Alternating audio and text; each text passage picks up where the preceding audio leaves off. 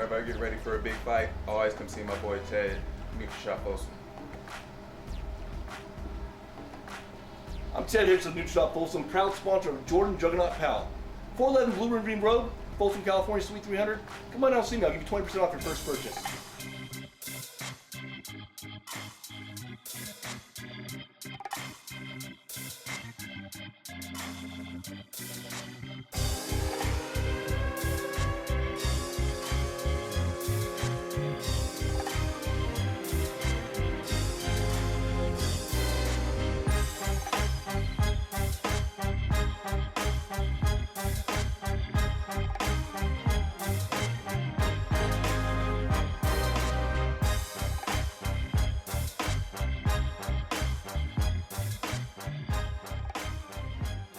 Hi, I'm here right now with West Coast Fighting Championship heavyweight champion. He also has 4 other heavyweight titles. He's also a fighter for the World Series of Fighting, Dave Bat Van Huckaba. So I just want to ask him some questions. But first, I want to thank him for showing up, being here with us today. How you doing, sir? Man, thanks for having me. I'm living the dream. I'm glad you're here, man. I'm glad to hear that too. I got some questions for you. First thing I wanted to ask you about, not a lot of people might know, is I want to ask you a little bit about your fight history. When did you start fighting? What got you interested in it? And you know, what got you going in this business? Man, I started fighting a little late. I started fighting when I was 31 years old. A friend of mine, Jeff Morris from Team Mixed Breed, hit me up and he was like, "Hey man, you're pretty talented with your hands, man. You ever think about cage fighting?" And I was like, "Man, nah, cage fighting, nah, I don't think about that." You know what I'm saying? It's like, well, what if you can make some money doing it? You know what I mean? And I said, "Man, you know what? Let me talk to my wife and I'll try." And he's like, "Okay."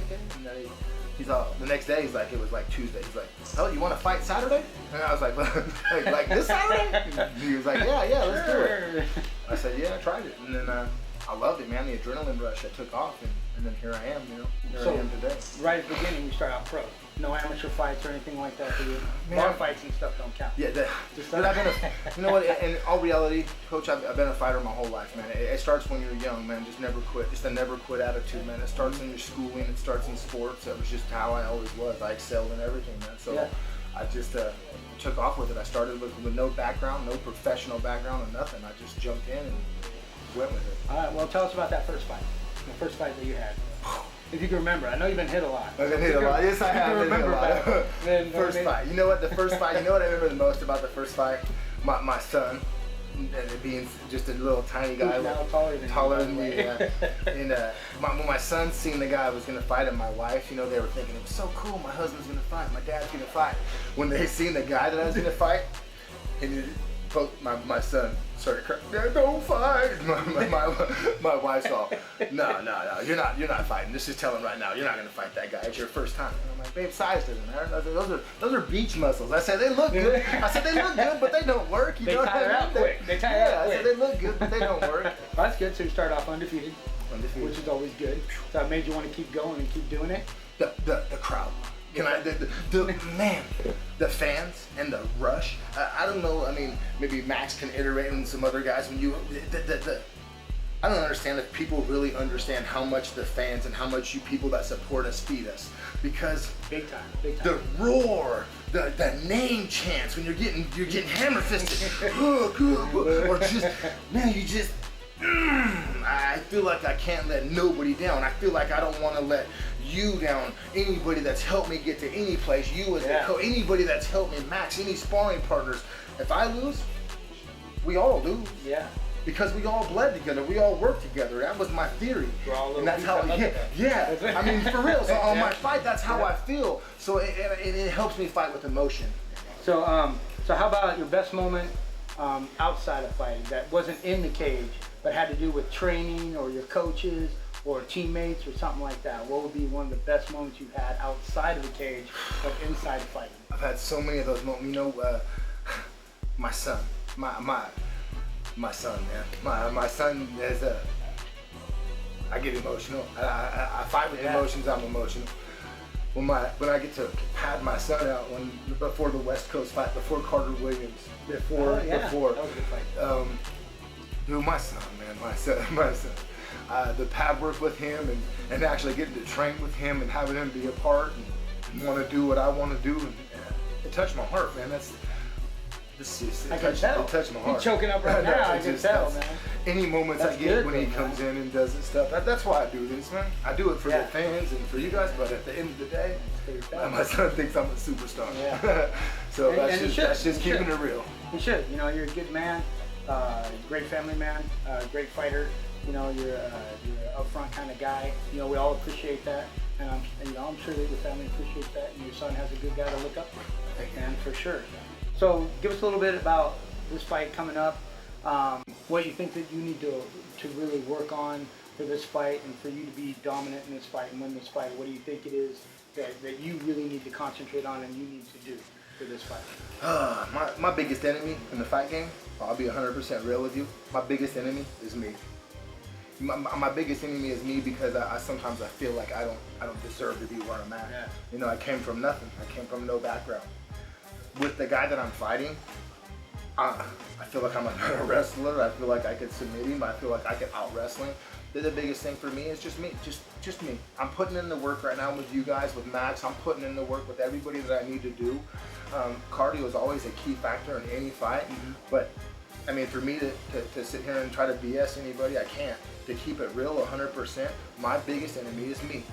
The fights that I've lost on my career, I'm gonna be honest right now, is because of me, because of mentally. I didn't prepare myself mentally for those fights, and I lost them because of that. And you as a coach, you know that. Mental preparation is, I say, 90%. Yeah, you know what I mean? For sure. Cardio is 90% too. How you do that? 180%. Yeah, 180%. But just being honest. Those kind of mix to make, you know, you definitely got to have the cardio. Cardio wins fights, but if your mindset's not there, it doesn't matter what the cardio Doesn't matter. is. It really does not. You have to, as a fighter, you have to be there in your warrior mode and be ready to go and be ready to perform and use that cardio, you know, that you've been working on that whole time. The explosions. Yeah. So for this fight, you just need to go in. You just need to be Huckaba, going with a good mindset. Make sure we get that cardio where it needs to be. Just go in and do what you do, right? Absolutely. And that it'll take care of itself. Absolutely. And that's win the fight. Man, I'm a God-loving person, man, and I put in the work, and if you put in the work, it's going to come back. It's just the way it is. I mean, it's how it is. We all go through adversity. We all struggle in life, man. And it's basically who's got the cojones to stand in there and fight back. You know what I mean? Yep. Amen. You know, it takes for people to even get in the cage and do it. You know, it's not a team sport. You know, you can't rely or blame anybody else. You know, it's a team sport while you're preparing, but once that door closes, you know, it's a mano-a-mano, it's a one-on-one thing, you know, and you're responsible for what happens when you're in there. And I think people have to be very well prepared for that mentally and physically, like you're saying, once they get in there. Well, if I get kicked in the head in this fight, I'm going to blame it on Max because he hasn't kicked me in the head enough times today. Oh, okay. Well, we'll work on that. You can pass we can make that happen. You can pass the buck and blame it on somebody else sometimes. We can work on that and make it happen. So I noticed, I wanted to ask you about, I noticed that you've been training with Havoc. You went over with Team Havoc. Yep. And you've been training here with us with Team Platinum over here. And I just want to ask, you know, how's that training going? Training with the two camps, you know, we like Havoc. They're good guys, Michael Chu and all those guys.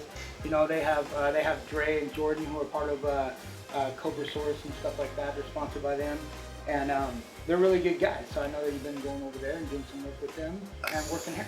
Solid group of guys. The whole thing that brought me to Team Havoc was Sean. His name's on my Facebook, Mason Products. Sean is who I first started with that mixed breed way back when. Nobody even knew this, man. So the whole reason I went over there was to meet up with my boy Sean. I ended up meeting Jordan, man, which is he's my kind of guy, dude. Jordan and they're real, bro. That you don't find these kind of people. You don't find these Max Griffins, and you don't find these people in every gym.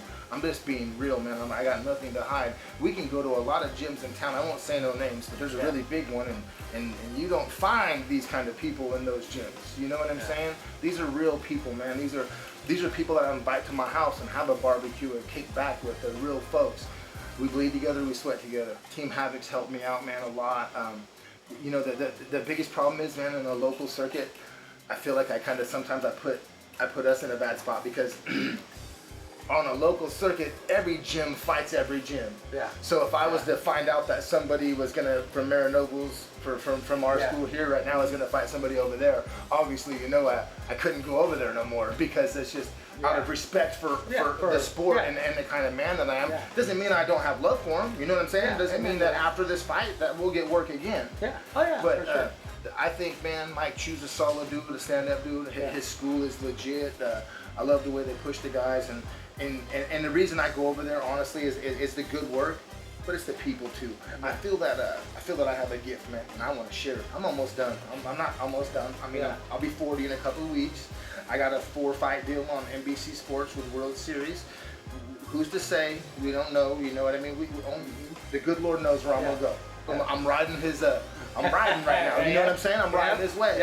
I go to the peak. You know what I mean? Sometimes I fall down, and then sometimes I come back up. Right now, we're climbing right now. I'm seeing good things for all of us. You know what I mean? All of us involved. And I'm loving it, man. Right now, I'm loving it. That's good. I'm happy that's how you've been. You know, you're a local legend. Been around a long time. Legend. Make me feel like a senior citizen. You're 40. You're almost 40. Okay, so I put you an old man legend. Dang, man. Dang. All right. But it's good to see because in the local fight world, you know, you've been on a lot of the local shows. You have a lot of the local titles and stuff like that. So I think for me, you know, and a lot of people around, it's good to see someone like yourself, you know, who's aspiring to be better and do better, that you are. That you're, you know, being a World Series of Fighting, like you said, it took you out of the local scene. You know, it's putting you out there for other people to see what it is that fighters coming out of this area can do, and you know, fighters coming out of different gyms can do, besides, you know, certain other gyms. I just wanted to see if there was anything that you wanted to say about your family. I know you're a big family man, and your family's very important to you, you know, and if there was anything that you wanted to say or to your family, anything, I wanted to get that out there. My wife, man, here we go. My wife, man. My wife is everything, man. She, don't get me wrong, you know, we've been married 24 years. We have our ups and downs. She's with me no matter what, man. No matter what I do, man, she's a rider. You know, you used to say, people, the youngsters, I got a ride or die chick. Man, my wife, man, she, okay, you know, I'm fighting this for my son. Dad, I looked him up. My son is just an internet feed. I looked everything up. That he's got a problem right here. He's a sucker for the left hook. When we sit down, you don't need us anymore. No, it's just, man, just and all reality, Coach, our support group, man. I could post something on Facebook. I could post, my mom's going through some problems. I could post, I need prayers. I could post, I need something on my social media.